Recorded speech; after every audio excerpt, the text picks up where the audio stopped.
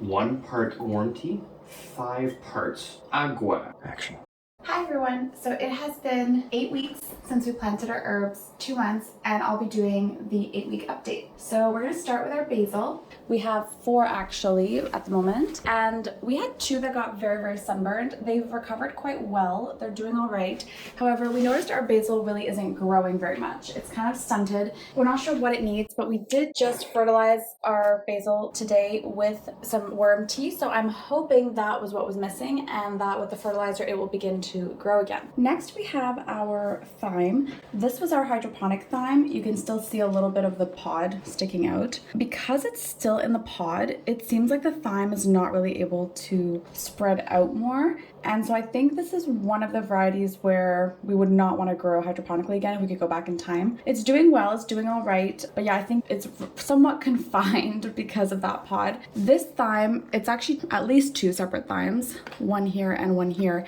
And this thyme was not grown hydroponically and it's doing a lot better. It's really lush and full and it smells amazing. So thyme is doing well. We had more, but we've been giving them away to people. We were just having way too many plants and not enough room on this shelf. So this is our beautiful oregano. We only kept 1. It's doing absolutely marvelously. It looks great and it smells really nice. We did have a few others, but we've given them away to people. And yeah, really happy with how this is doing. We'll probably have to move it to a bigger pot soon. The root system of oregano is not super big, but it's starting to try to spread sideways and there's just not much more room in this smaller pot. We have our 2 giant dill pods in the 2 grow bags. This is actually a plant I would grow hydroponically again. Because it has a very long taproot, it doesn't need to spread out sideways and it can stay in the pod. This was our mega dill that came out of the hydroponic system and it's still in the pod and it's still doing amazing. It's actually been trying to bolt and so I keep cutting it. I've chopped it down probably over 5 or 6 times now, so it would have been much bigger. But of course, every time we chop it, we harvest that dill and we use it in our recipes. We've been cooking it with potatoes, been cooking it on fish. We showed that a bit in the last video too, so this dill is much less further along. When this dill bolts fully and no longer produces for us, this one will still be able to give us dill. We have several parsleys. I kept several pots because I feel like we're gonna use this more than it can grow. And this one's doing super duper well. I think that one, because it's on a smaller light, is not producing as much. This is our curled parsley. Ornamental, pretty. We need to probably prune this soon. We have 2 corianders. This one doesn't seem to be doing super great in this pot and I haven't quite figured out what is the issue. We may want to move those coriander into its own big grow bag. And I think we might have been overwatering it because it's kind of just like wilted and sad looking. We also have this mystery sprout that came up rather late and I've labeled it cilantro, but I'm not entirely sure if it's a parsley or a cilantro yet. But for now, we are calling it a cilantro. Next, we have our fennel. We have 2 fennel. Again, these were both much bigger and we keep chopping them down. What I've been doing is just putting the fennel into our freezer and collecting it. And once we have a lot of it, about 4 cups of fennel herb leaves, I'll try to make a fennel pesto.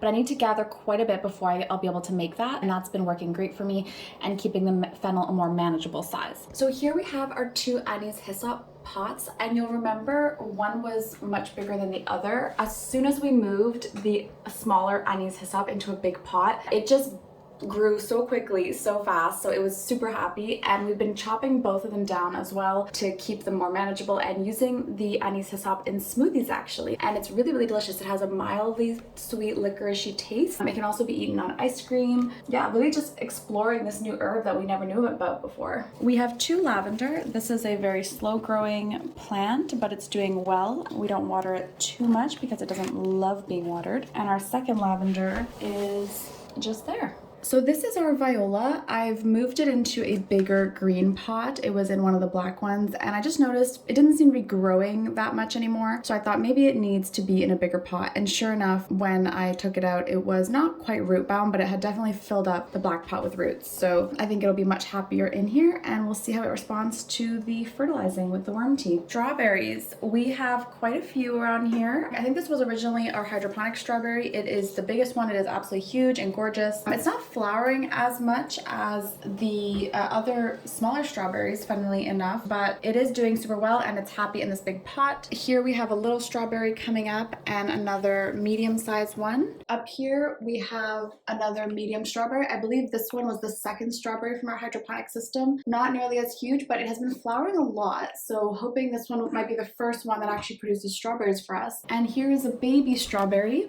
and then three more actually baby strawberries. So I really wanted a lot of strawberry plants because I eat a lot of strawberry in my smoothies in the morning, and we also use them in salads. And I heard that you need about 7 or 8, I think, plants, strawberry plants for one person. Yeah, we have quite a few, and we're hoping to put them in outdoors on a strawberry, kind of a cascading strawberry holder, hopefully. So we're looking forward to that. So you'll remember from our bonus garden, we had a very low germination rate. We actually were never able to sprout any chive seeds. And so I just decided to buy a bunch of chives. This was actually 3 clusters of chives that I split up with a knife into 3 different pots. We gave one away. This is one of them, and the other one's down there.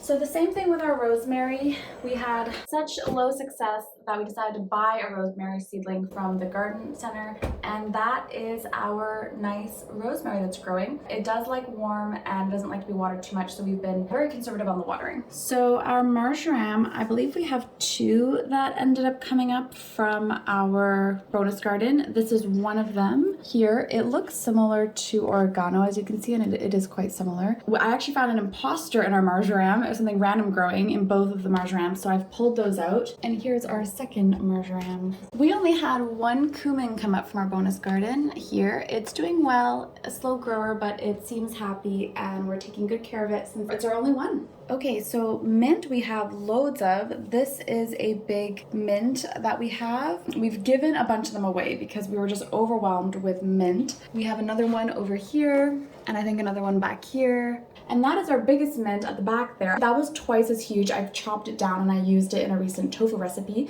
that I'll show you guys here as a side clip. We've just been using the mint like crazy. Top tip, if you have cats, be careful because they are absolutely obsessed with mint. It's in the catnip family, and so they're absolutely obsessed with it. But unlike catnip, it can be a bit unhealthy for them to eat mint. So you want to avoid actually letting your cats get to it, even though they absolutely love it. We have 2 sage. This one came up originally in our bonus garden. And then 1 single sage also came up from the paper towel method in the second batch of seeds we got from the company. But unfortunately, that's all we got, 2 stages. So really, unfortunately, low germination rate on those. Hey Julia, what about the Angelica? Yeah, the Angelica. We only had 1 Angelica that came up in the original bonus garden we did, and we were trying our best to salvage that 1 Angelica, and unfortunately, our cats just ate it. They came in the room, they saw it, the pot on the ground, and they just ate it and left. So we don't have any Angelica anymore, unfortunately. That's why we're keeping the door closed. So the star anise, we never had any come up, but they do have a 2-month germination period. We're not quite at the 2-month mark, but I'm not hopeful given how poor the germination rate was for the other ones. This is the first time we are doing this. We are total beginners, but we have worked with worm castings before from our worm farm. And so now we would like to make some worm tea as a fertilizer for our plants. I've taken this large bucket, and you want to find a way to dechlorinate the water. So I'm using this aquarium pump. It's very simple. It plugs into the wall. Here's the pump. I've just put it on a towel to reduce the noise a bit. These tubes then connect to aeration rock, and the rocks sink to the bottom. There's 2 of them in there. They will just continue aerating the water to help it dechlorinate faster. I saw on one site that 10 gallons of water would take about 50 hours to dechlorinate. But if you're aerating the water, then it only needs 9 hours. I'm gonna leave this overnight aerating. Now this is nowhere close to 10 gallons. Morning we'll be ready to begin using this dechlorinated water to make our worm tea. The next step is to get your worm castings. So I'm going to be using this food bag. It's porous and it'll allow the worm castings to steep in the water. We're going to take about 4 to 5 cups. And once you have 4 to 5 cups in here, you're going to seal the bag and put it in the water, letting it steep like a tea. Hence why it's called worm tea. The last ingredient is 3 tablespoons of molasses. And now we're just gonna let that tea steep for 12 to 24 hours. Just let it do its thing. And when it's done, you're gonna have an incredible liquid fertilizer for your garden. What they're saying is you gotta dilute the warm tea by 5 portions of water.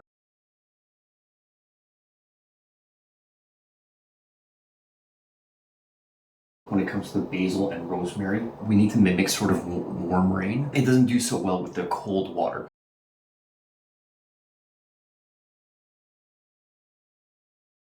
Some warm tea for the strawberry. Let's not forget, lavender doesn't like too much, so just a little bit. 1 part warm tea, 5 parts agua.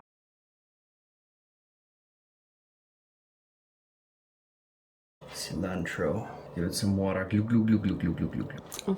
Hey, ow. You see, funny enough, you put the strawberry in a bigger pot, it actually grows to that pot's real estate. We'll eventually move all the strawberries to bigger spaces. Outside, in the wilderness.